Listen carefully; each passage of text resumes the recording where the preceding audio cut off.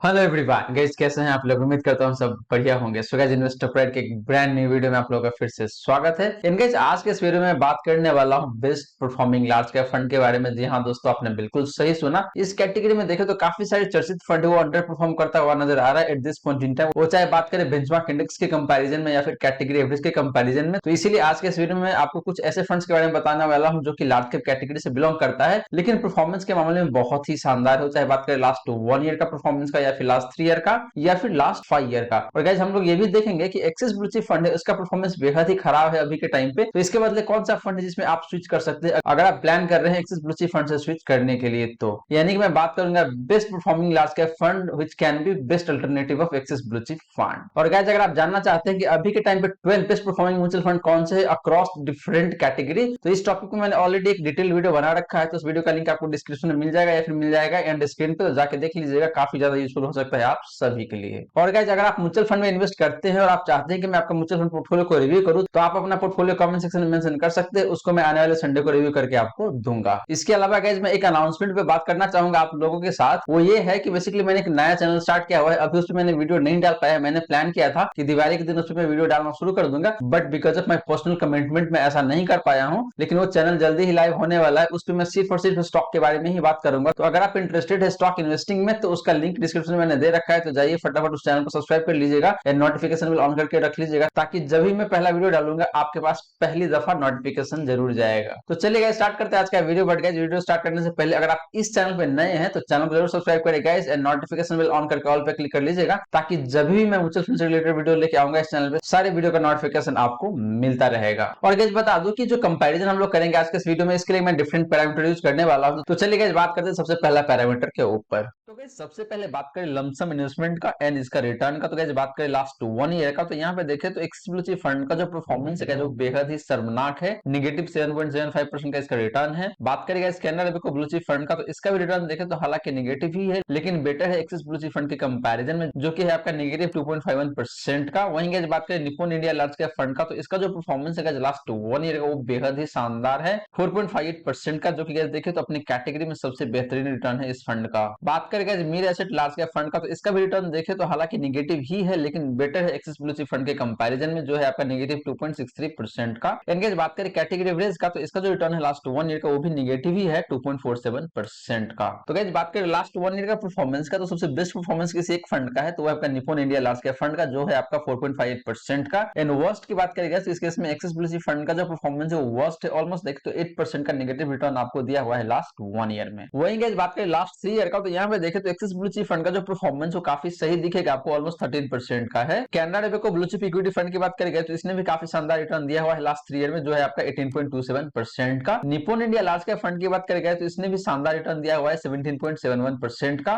बात करेगा मेरे एसेट लार्ज कैप फंड का, तो इसका भी परफॉर्मेंस काफी सही है, 16.24% का। एंड बात करें कैटेगरी रिस्क का, तो इसका जो परफॉर्मेंस है लास्ट 3 ईयर का वो है आपका 15.4% का। तो गाइस, लास्ट 3 ईयर के केस में देखें तो again axis blue chip fund का जो परफॉर्मेंस है काफी एवरेज सा दिख रहा है, बहुत कम है अगर आप कंपेयर करेंगे बाकी के 3 फंड से या फिर कैटेगरी एवरेज से भी। तो लेकिन बेस्ट फंड जो निकल के आ रहा है guys in case of last 3 year performance, वो है आपका Canara Robeco blue chip equity fund, जिसका रिटर्न है आपका 18.27% का। सिमिलरली गाइस, बात करें लास्ट 5 ईयर का, तो यहाँ पे देखें तो एक्सिस ब्लू चिप फंड का जो परफॉर्मेंस है काफी बेहतर दिखेगा अगर आप कंपेयर करेंगे लास्ट 1 ईयर या फिर लास्ट 3 ईयर से, जो है आपका 13.64% का। बात करेगा Canara Robeco blue chip equity fund का, तो इसका भी परफॉर्मेंस काफी सही है, 14.85% का। Nippon India large cap fund की बात करेगा तो इसका भी परफॉर्मेंस आपको काफी सही दिखेगा, 12.86% का। वहीं गाइस, बात करें Mir asset large cap fund का, तो इसका भी परफॉर्मेंस देखे तो ठीक ठाक सही है, 12.45% का। एंड गाइस, बात करें कैटेगरी रिस्क का, तो यहाँ पे जो परफॉर्मेंस है लास्ट 5 ईयर का वो है 11.51% का। तो गाइस, लास्ट 5 ईयर में देखे तो चारों ही फंड अपने कैटेगरी रिस्क से काफी बेहतर परफॉर्म करता हुआ नजर आ रहा है, लेकिन जो बेस्ट फंड निकल के आ रहा है लास्ट 5 ईयर के केस में वो है आपका Canara Robeco blue chip equity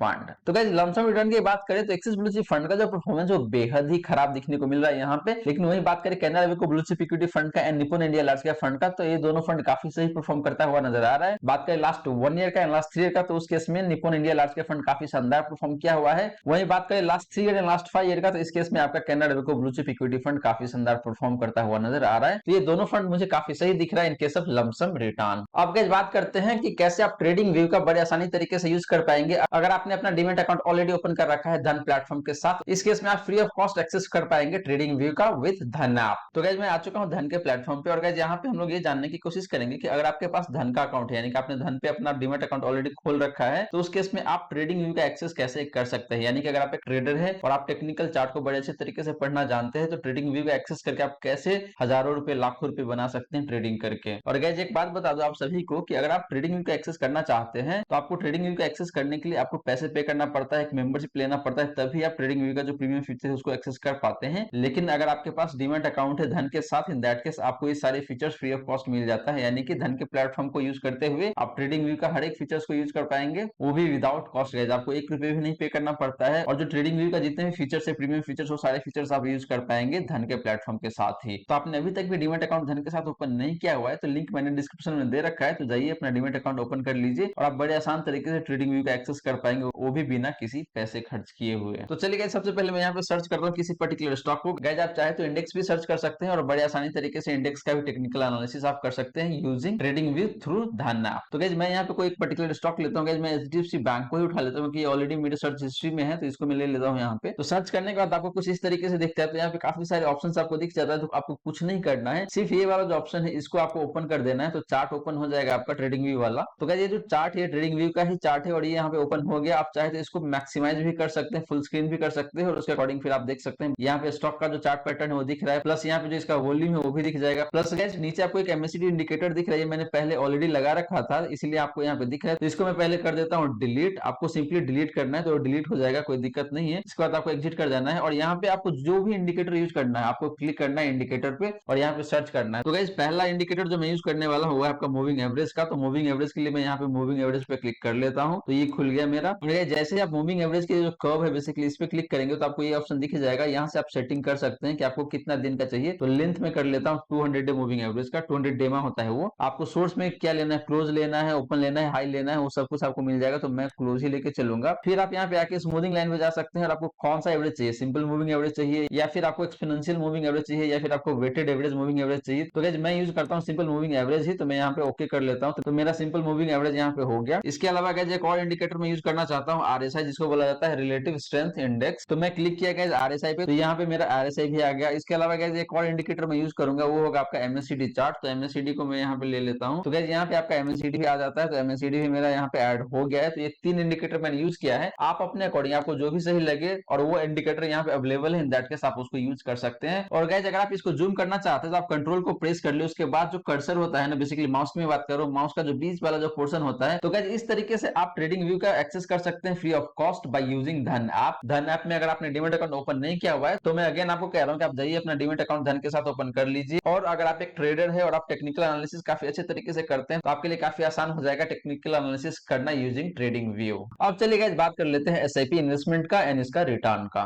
तो गाइस बात करें एसआईपी इन्वेस्टमेंट का एंड इसका रिटर्न का, तो बात करते हैं लास्ट 1 ईयर का। तो यहाँ पे देखें तो एक्सिस ब्लू चिप फंड का जो रिटर्न है एसआईपी के केस में वो है आपका 0.99% का, ऑलमोस्ट 1% का परफॉर्मेंस है इसका लास्ट 1 ईयर में, जो कि देखें तो एटलीस्ट लमसम से तो बेटर है, क्योंकि लमसम के केस में आपको मोटा मोटी 8% का नेगेटिव रिटर्न मिल रहा था लास्ट 1 ईयर में, लेकिन यहाँ पे एटलीस्ट आपको 1% का पॉजिटिव रिटर्न मिल रहा है लास्ट 1 ईयर में। बात करेगा कैनरा को ब्लू चिप इक्विटी फंड का, तो इसका जो परफॉर्मेंस है लास्ट 1 ईयर का एसआईपी के केस में वो है आपका 6.42% का, जो कि देखे तो काफी सही रिटर्न है लास्ट 1 ईयर में। बात करेगा निपुण इंडिया लार्ज कैप फंड का, तो इसका जो परफॉर्मेंस है वो बेहद ही शानदार है लास्ट 1 ईयर का 16.18% का, जो कि देखे तो कैटेगरी में सबसे शानदार परफॉर्मेंस है इस फंड का। वहीं गाइस बात करें मेरे एसेट लार्ज कैप फंड का, तो इसका जो परफॉर्मेंस है लास्ट 1 ईयर का वो भी काफी सही दिखेगा, ऑलमोस्ट 6% का रिटर्न है। तो गाइस एसआईपी के केस में देखे तो अगेन आपका जो निपुण इंडिया लार्ज कैप फंड है वो काफी बेहतर परफॉर्म करता हुआ नजर आ रहा है in case of last 1 year performance. वहीं गाइस बात करें लास्ट 3 ईयर का, तो यहाँ पे देखे तो एक्सिस ब्लू चिप फंड का जो परफॉर्मेंस है काफी सही दिखेगा आपको 13.51% का। बात करें Canara bank blue chip equity fund का, तो इसका भी परफॉर्मेंस काफी सही है 18.55% का।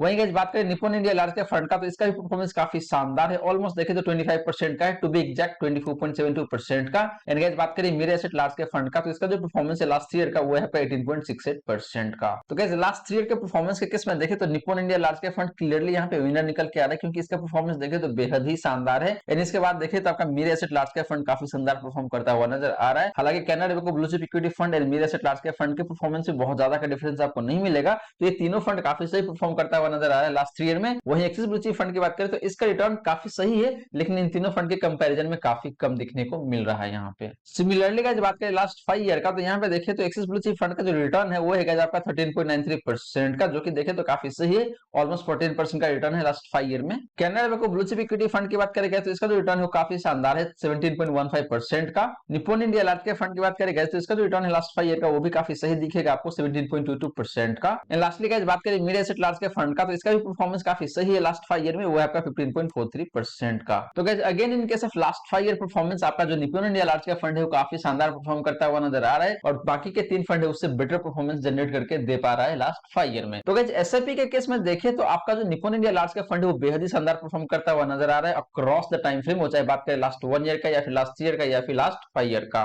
तो गाइस ये रही बात आपका हिस्टोरिकल परफॉर्मेंस का, both in case of lump sum investment and SIP investment. और गाइस दोनों को अगर सम करके देखें तो परफॉर्मेंस के मामले में मुझे Nippon India large cap fund काफी सही दिख रहा है। वहीं अगर बात करें Canara Robeco blue chip equity fund का, तो इसका भी परफॉर्मेंस काफी सही है, बहुत ज्यादा का डिफरेंस नहीं है। तो आप चाहे तो परफॉर्मेंस के बेसिस पे दोनों फंड को चूज कर सकते हैं और दोनों में से किसी एक फंड के साथ आप जा सकते हैं अपने रिस्क के अकॉर्डिंग। और कौन सा फंड कितना रिस्की है उसके बारे में आगे हम लोग बात करेंगे ही आज। अब चलिए गाइस बात कर लेते हैं टॉप 10 होल्डिंग का। तो गाइस बात करें टॉप 10 होल्डिंग का, तो सबसे पहले बात करते हैं एक्सिस ब्लू चिप फंड का। और यहाँ पे देखेगा तो इस फंड में जो पहला स्टॉक है वो है आपका बजाज फाइनेंस जिसमें 9.59% का होल्डिंग है। फिर आपका आईसीआईसीआई बैंक जिसमें 9.57% का होल्डिंग है। फिर आपका एवेन्यू सुपरमार्ट जिसको आप डीमार्ट के नाम से जानते हैं जिसमें इस फंड का 7.44% का होल्डिंग है। फोर्थ स्टॉक है एचडीएफसी बैंक जिसमें 7.25% का होल्डिंग है। फिर आपका इन्फोसिस, फिर कोटक महिंद्रा बैंक, फिर आपका टीसीएस, फिर आपका रिलायंस इंडस्ट्री लिमिटेड, फिर आपका Mahindra and Mahindra and lastly आपका लार्सन एंड टुब्रो। गाइस आप चाहे तो वीडियो को पॉज करके परसेंटेज ऑफ होल्डिंग पढ़ सकते हैं अगर आप पढ़ना चाहते हैं तो guys as expected Axis blue chip fund में देखें तो सारे के सारे आपका लार्ज कैप स्टॉक ही है, जो कि काफी ऑब्वियस सी बात है।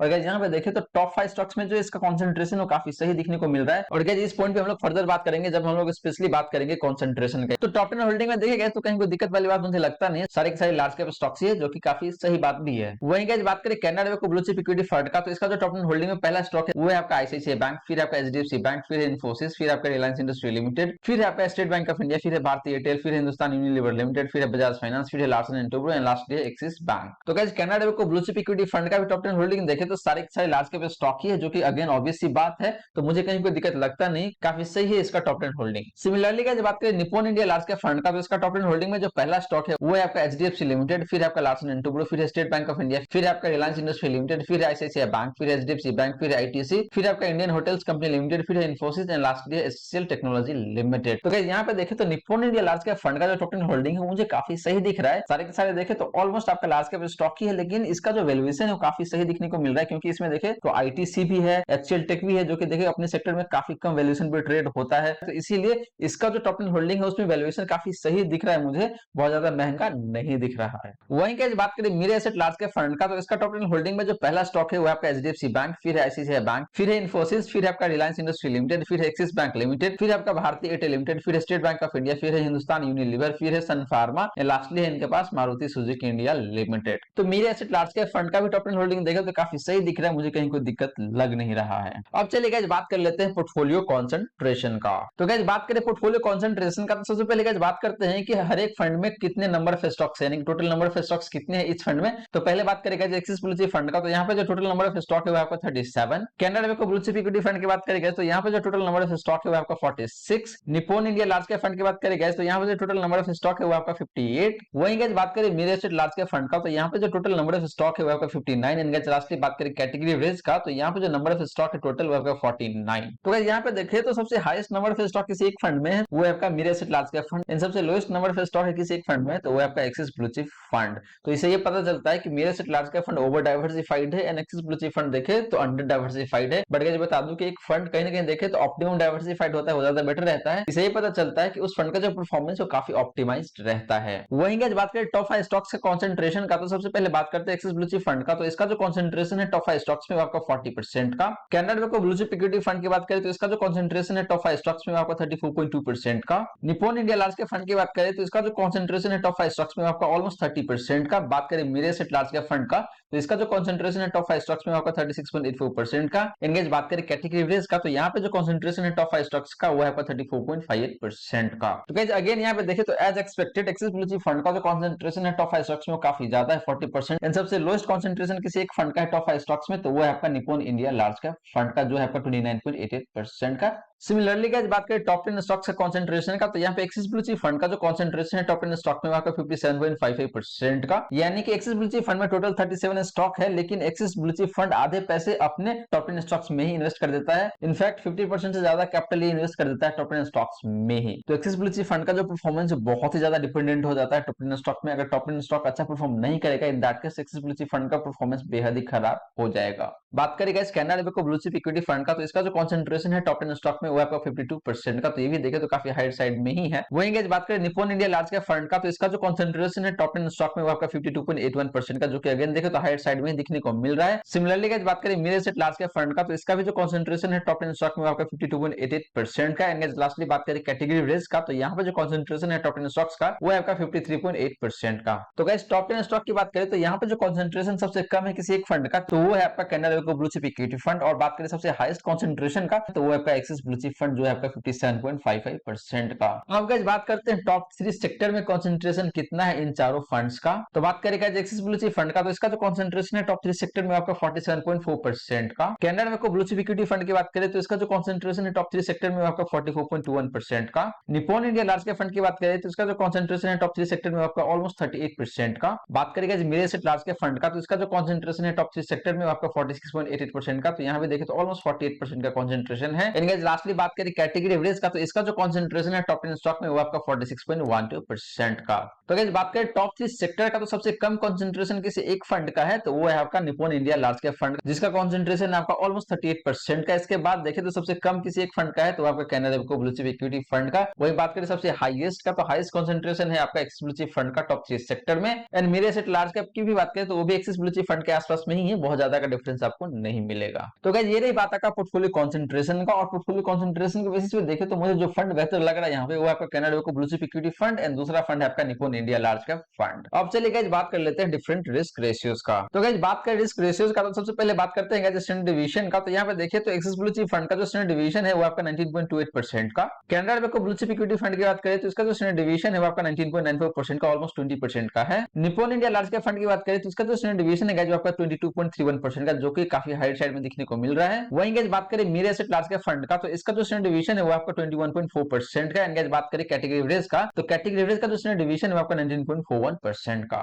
तो गाइस स्टैंडर्ड डिवीजन के केस में देखें तो एक्सिस ब्लू चिप फंड का जो स्टैंडर्ड डिवीजन है वो काफी कम है। वहीं बात करें सबसे हाईएस्ट स्टैंडर्ड डिवीजन का, तो वो है आपका Nippon India large cap fund का। गाइस बता दूं कि स्टैंडर्ड डिवीजन एक फंड का जितना कम होता है उतना ही अच्छा माना जाता है। इससे ये पता चलता है कि उस फंड का जो पोर्टफोलियो है उसका रिटर्न काफी कम वोलेटाइल रहता है। तो अगर आपको मन की शांति चाहिए, इन दैट केस आपको वैसे फंड के साथ जाना चाहिए जिस फंड का स्टैंडर्ड डिवीजन काफी कम हो। वहीं गाइस बात करें साफ रेशियो का, तो एक्सिस ब्लू चिप फंड का जो साफ रेशियो है वो आपका 0.37 का। Canara Robeco blue chip equity fund की बात करें तो इसका जो साफ रेशियो है गाइस वो आपका 0.57 का। Nippon India large cap fund की बात करें तो इसका जो साफ रेशियो है गाइस वो आपका 0.52 का। Mirror asset large cap fund की बात करें तो इसका जो साफ रेशियो है वो आपका 0.48 का। एंड गाइस बात करें कैटेगरी रिस्क का, तो इसका जो साफ रेशियो है वो आपका 0.43 का। तो गाइस साफ रेशियो के केस में देखें तो एक्सिस ब्लू चिप फंड का जो परफॉर्मेंस जो बेहद ही खराब है, अपने कैटेगरी रिस्क को भी अंडर परफॉर्म करता हुआ नजर आ रहा है। वहीं बात करें बेस्ट फंड का इनके सब साफ रेशियो, तो वो है आपका Canara Robeco blue chip equity fund. And Nippon India large cap fund की भी बात करें तो बहुत ज्यादा का डिफरेंस आपको नहीं मिलेगा यहाँ पे। सिमिलरली गाइस बात करें सोटिनो का, तो यहाँ पे देखें तो एक्सिस ब्लू चिप फंड का जो सोटिनो है वो है आपका 0.68 का। Canara Robeco blue chip equity fund की बात करें तो इसका जो सोटिनो है वो आपका 0.94 का। Nippon India large cap fund की बात करें तो इसका जो सोटिनो है वो आपका 0.72 का। बात करें mirror asset large cap fund का, तो इसका जो सोटिनो है ये भी आपको 0.72 का ही मिलेगा। एंड गाइस लास्टली बात करें कैटेगरी एवरेज का, तो इसका जो सोटिनो है वो आपका 0.73 का। तो गाइस सोटिनो के केस में देखें तो Canara Robeco blue chip equity fund के अलावा बाकी के जो तीनों फंड अपने कैटेगरी एवरेज से भी कम सोटिनो जनरेट कर पा रहा है, जो कि अच्छी बात बिल्कुल भी नहीं है। गाइस बता दूं कि सोटिनो का मतलब ये होता है कि आपका जो फंड है उसमें डाउनसाइड प्रोटेक्शन कितना अच्छा है, यानी कि जब मार्केट गिरेगा उस केस में कितना कम गिरेगा in comparison with market, and जब मार्केट बढ़ेगा उस केस में कितना बढ़ेगा इन कंपैरिजन विद मार्केट। तो इसीलिए सोटिनो जितना बेहतर होता है उतना ही अच्छा माना जाता है। तो यहाँ पे देखें तो Canara Robeco blue chip equity fund का जो सोटिनो है वो काफी शानदार निकल के आ रहा है। वहीं गाइस बात करें अल्फा का, तो यहाँ पे देखें तो एक्सिस ब्लू चिप फंड का जो अल्फा है वो आपका -3% का, यानी कि एक्सिस ब्लू चिप फंड अपने बेंचमार्क इंडेक्स के कंपैरिजन में 3% कम रिटर्न देता है अगर बात करें पिछले 3 साल का। तो क्योंकि गाइस ये जो रिस्क रेशियोज वाले डेटा है प्योरली कैलकुलेट किया जाता है पिछले 5 साल के रिटर्न के बेसिस, या फिर पिछले 5 साल का जो डेटा होता है उसको बेस बना के सारी रेशियोज कैलकुलेट किया जाता है। बात करें Canara Robeco blue chip equity fund का, तो इसका जो अल्फा है गाइस जो आपका 0.81 का पॉजिटिव है, जो अच्छी बात है। अपने बेंचमार्क इंडेक्स के कंपैरिजन में ऑलमोस्ट 1% एक्स्ट्रा परफॉर्म करके देता है ये फंड। बात करें guys Nippon India large cap fund का तो इसका जो अल्फा है वो आपका 0.07% का, जो कि पॉजिटिव है। तो एटलीस्ट ये एक्सिस ब्लू चिप फंड से तो काफी बेहतर दिख रहा है यहाँ पे। सिमिलरली गाइस बात करें mid state large cap fund का, तो इसका जो अल्फा है वो अगेन आपको नेगेटिव ही दिखेगा 0.6% का, जो कि देखे तो again axis blue chip fund से बेहतर है। एंड गाइस लास्टली बात करें कैटेगरी एवरेज का, तो यहाँ पे जो अल्फा दिख रहा है मुझे वो आपका नेगेटिव 0.98% का। तो guys axis blue chip fund का जो अल्फा है अपने कैटेगरी एवरेज से बहुत ही कम है, बहुत ही खराब मुझे दिख रहा है यहाँ पे। लेकिन बाकी के जो 3 फंड है उसका अल्फा अपने कैटेगरी एवरेज से बेहतर है, लेकिन जो बेस्ट अल्फा जनरेट कर पा रहा है वो आपका कैनडा को ब्लू चिप इक्विटी फंड है। इसके बाद देखें तो Nippon India large cap fund का भी जो अल्फा है ठीक ठाक सा ही है, बहुत ज्यादा नहीं है तो खराब भी नहीं है। एटलीस्ट पॉजिटिव अल्फा जनरेट कर पा रहा है Nippon India large cap fund, जो कि अच्छी बात है गाइस। तो गाइस ये रही बात आपका रिस्क रेशियोज का, और रिस्क रेशियोज के बेसिस पे देखें तो कैनडा को ब्लू चिप इक्विटी फंड मुझे काफी सही दिख रहा है। इसके बाद देखें तो आपका Nippon India large cap fund काफी सही दिख रहा है। तो 2 फंड है, दोनों में से आप किसी एक फंड को चूज कर सकते हैं, and then you can go ahead and invest according to your risk profile and other requirements. तो गाइस ये रही सारी बातें जो हमने की आज के इस वीडियो में। और गाइस यहाँ पे देखें तो मैंने 4 फंड को कंपेयर करके दिया आपको, और चारों के चारे देखे तो एक तरीके से ब्लू चिप कैटेगरी का है, लार्ज कैप कैटेगरी का म्यूचुअल फंड है। और गाइस यहाँ पे देखें तो एक्सिस ब्लू चिप फंड का जो परफॉर्मेंस है बेहद ही खराब है पिछले 3 सालों में। वहीं बात करें बेस्ट परफॉर्मिंग म्यूचुअल फंड का लार्ज कैप कैटेगरी से, तो वो है आपका कैनडा को ब्लू चिप इक्विटी फंड। इसके साथ साथ देखें तो Nippon India large cap fund है, इसका भी परफॉर्मेंस बेहद ही शानदार है। स्पेशली अगर आप बात करते हैं एसआईपी रिटर्न का, तो एसआईपी के केस में Nippon India large cap fund ने बेहद ही शानदार परफॉर्म किया हुआ है। तो अगर आपके पास already Axis blue chip fund है और आप स्विच करने के प्लान में है, इन दैट केस आप जा सकते हैं इधर कैनडा को ब्लू चिप इक्विटी फंड के साथ या फिर Nippon India large cap fund के साथ भी। वहीं बात करें mid asset large cap fund का, तो इसका भी परफॉर्मेंस देखें तो ठीक है,